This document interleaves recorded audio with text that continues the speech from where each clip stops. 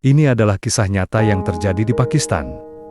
Judul asli kisah ini adalah Formerly Beat Christians, Now Beaten Himself. Ini adalah foto profil Paulus dan bukan nama sebenarnya. Dulu memukuli orang Kristen. Kini ia dipukuli karena Kristus. Ia pernah memukuli orang Kristen dengan tangan yang ia yakini sedang membela kebenaran dan mengejek iman mereka. Ia robek Alkitab mereka dan merendahkan isi kitab suci umat Kristian. Bukan karena sekedar benci, tetapi karena ia sungguh percaya bahwa itulah jalan yang benar. Namun, hari ini, ia sendiri dipukuli, bukan karena kesalahan, melainkan karena Kristus. Namanya sekarang Paulus, nama yang ia pilih sendiri, sebagai lambang dari hidup yang telah diubahkan oleh kasih Sang Juru Selamat. Ia tumbuh dalam keluarga Muslim yang taat di Pakistan. Sejak kecil, ia diajarkan bahwa kekristenan adalah kesesatan, bahwa Injil hanyalah kitab buatan manusia. Keyakinan itu tumbuh bersama dirinya, hingga menjadi semangat untuk menghancurkan iman orang-orang Kristen. Ia pelajari segala argumen untuk membantah Alkitab. Ia hafal ayat-ayat tertentu, bukan untuk direnungkan, melainkan untuk menyerang. Ia mendatangi gereja-gereja, menyusup masuk, bukan untuk mendengar, tapi untuk mendebat, mengejek, bahkan menyakiti. Namun, suatu hari, ia membuka Injil. Awalnya, hanya untuk mencari celah, namun ayat-ayat itu justru menyentuh hatinya. Seperti ada suara lembut berkata dari halaman ke halaman, "Aku mengasihimu walau engkau membenciku." Tetapi Allah menunjukkan kasih-Nya kepada kita, oleh karena Kristus telah mati untuk kita. Ketika kita masih berdosa, ia tak bisa berhenti membaca Alkitab. Ia menangis, meski tak mengerti mengapa, dan pada malam yang sunyi, ia bermimpi. Seberkas cahaya putih indah menerangi kamar di mana ia berada, dan sesosok bayangan datang menghampirinya. Ya, itu Yesus. Yesus datang kepadanya. Tak berkata panjang, tak ada kemarahan, tak ada tuduhan atas apa yang telah diperbuatnya.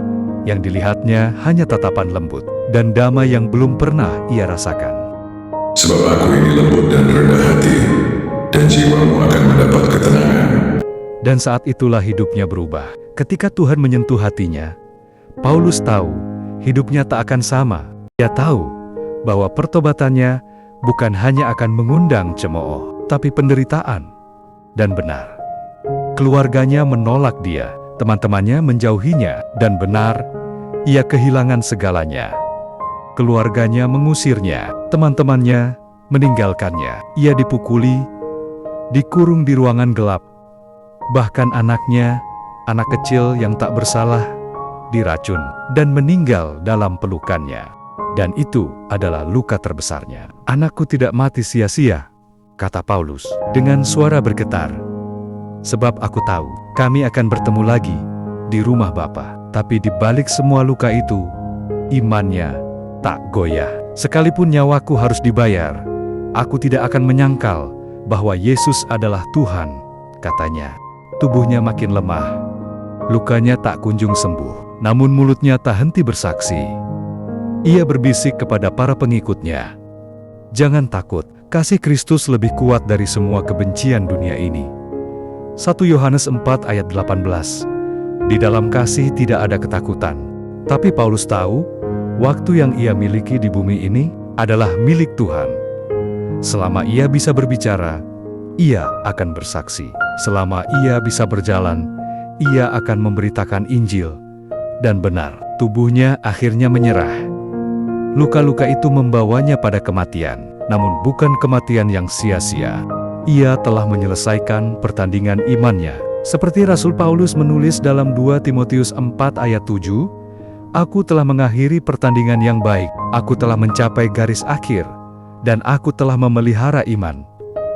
Ia meninggal bukan dalam kekalahan, tapi dalam kemenangan. Ia tertidur di dalam pelukan Kristus, dan akan dibangkitkan dalam kemuliaan. Kini, istrinya, Maryam, melanjutkan pelayanan yang ditinggalkan. Dengan air mata dan keteguhan hati, ia bersaksi, "Suamiku mati karena kasih, dan aku akan hidup untuk menyebarkan kasih yang sama." Ia melayani dengan senyum lembut dan suara penuh harapan. Ia tahu benih yang Paulus tabur akan bertumbuh. "Banyak yang dulu membenci kami," katanya, "tapi sekarang mereka mulai bertanya, 'Siapa Yesus yang sanggup mengubah suamiku?'" Sebab kasih Kristus benar-benar mengubahkan Paulus. Dulunya penganiaya gereja, sekarang menjadi martir. Kristus dari kebencian menjadi belas kasih, dari penganiaya menjadi pemberita Injil, dari musuh salib menjadi sahabat Tuhan. Dan hanya kasih Kristus yang mampu mengubah seorang pemukul menjadi pelayan kasih yang sanggup mengubah kematian menjadi kehidupan. Share atau bagikan video ini dengan harapan banyak doa berkumandang kepada Sang Juru Selamat, memohon kepadanya supaya Maryam diteguhkan dalam pelayanannya dan selalu berada dalam pelukan kasih Sang Kristus. Hanya itu yang bisa kita lakukan, sebab kita tak akan pernah mampu menjadi seperti Paulus dan Maryam.